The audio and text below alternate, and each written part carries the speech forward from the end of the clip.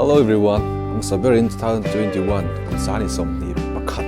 Kum thar che bebek ule. Ola ka video mi lu sakam no thir saka vain chunga lom thu. Tinung teng ka soya ti chuangin he hla min man tir tu. Asa tu nge ke mi ngat ne na lom thu. Asoi bokani. Ola ka channel a he mi thari ni chung khoi takin ka channel hi mi lo like sakam lo share sakam lo subscribe sak tu win. Tinung teng ka som chen ye.